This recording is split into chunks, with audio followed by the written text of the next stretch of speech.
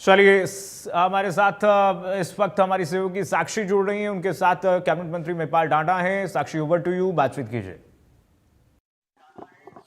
जी बिल्कुल, देखिए आज बजट पेश होने वाला है हरियाणा का और कैबिनेट मिनिस्टर महिपाल ढांडा इस वक्त हमारे साथ हैं, उनसे बातचीत करते हैं। सबसे पहले सर, चूंकि आप शिक्षा मंत्री हैं, शिक्षा के क्षेत्र में अगर हम बात करें तो सरकार जो है शिक्षा के इंफ्रास्ट्रक्चर डेवलपमेंट की बात करें, एआई के माध्यम से बात करें तो बड़ा बड़ा कुछ जो है वो प्लान कर रही है। PM Shri, CM Shri schools जो है, तो कितना बजट जो है वो शिक्षा का बढ़ने वाला है औसतन, और क्या खास फोकस जो है विभाग में आपका है?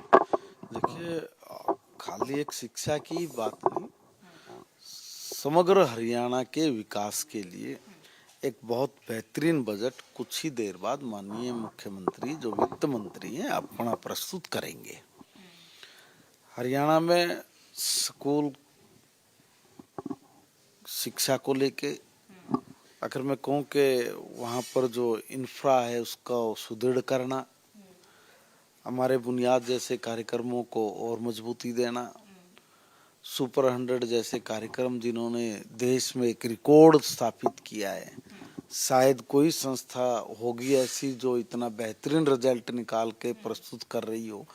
इस बार भी 350 बच्चों में से 227 बच्चे वो टॉप करके गए हैं।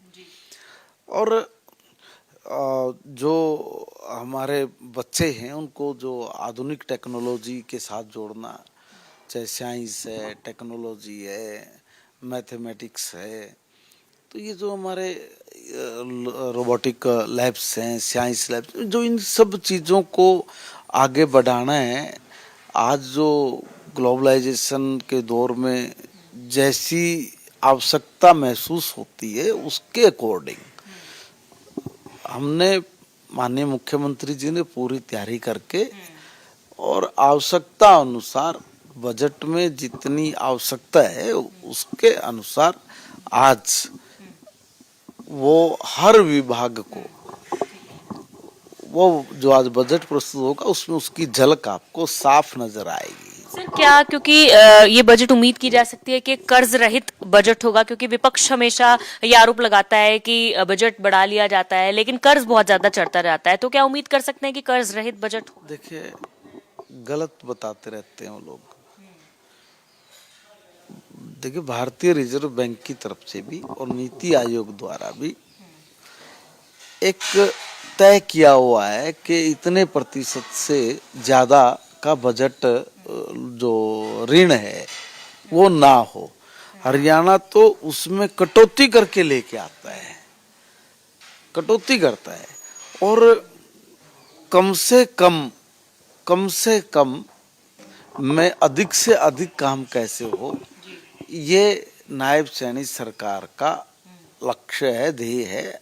हम लोग उसी पर आगे बढ़ रहे हैं और 2047 तक हरियाणा विकसित हरियाणा बने, उसकी प्लानिंग के साथ मुझे लगता है कि माननीय मुख्यमंत्री जी आज अपने बजट को रखने वाले हैं। तो रिफॉर्म, परफॉर्म और ट्रांसफॉर्म, ये नीति मतलब दिखने वाली है बजट? बिल्कुल दिखने वाले हैं, और बिल्कुल। होली का त्योहार है तो खुशियों भरी होली जो है वो रहने वाली है बजट से भी। को होली की बहुत बहुत शुभकामनाएं। बहुत शुक्रिया बातचीत करने के लिए। तो कैबिनेट मिनिस्टर महिपाल ढांडा बातचीत कर रहे थे और उन्होंने बताया है कि होली जो है एक अच्छी होली मनने वाली है, क्योंकि एक अच्छा बजट जो है, लोकहित का, जनहित का बजट जो है, और ग्लोबलाइजेशन का जो दौर चल रहा है आज के मुताबिक जो है ये बजट रहने वाला है। शिक्षा की बात कर ले, चाहे अन्य क्षेत्रों की बात कर ले, हर क्षेत्र में एक अच्छा और बेहतरीन बजट अब से कुछ ही देर में मुख्यमंत्री नायब सैनी पेश करेंगे।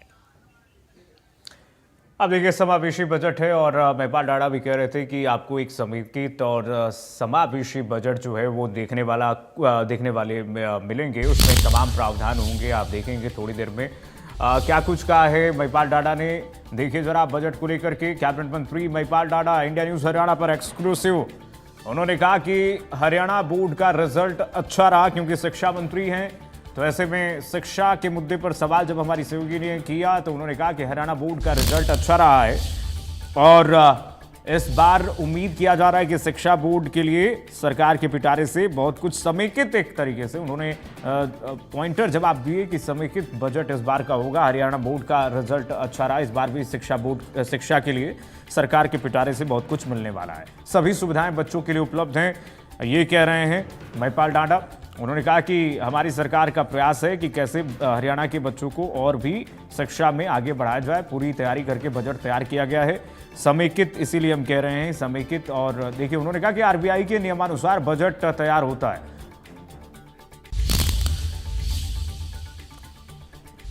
चलिए, मेहमानों का रुख करेंगे। हमारे सभी मेहमान बने हुए हैं। स्वामी इंद्र जी हमारे साथ जुड़े हुए हैं, किसान नेता। स्वामी जी, आपके पास ही आऊंगा। आपने कृषि मंत्री को सुना, श्याम सिंह राणा को। उन्होंने कहा कि इस बार हमारी सरकार की कोशिश है कि सभी किसानों का समग्र जो है विकास हो, और कुल मिलाकर के हमने सबसे बातचीत की।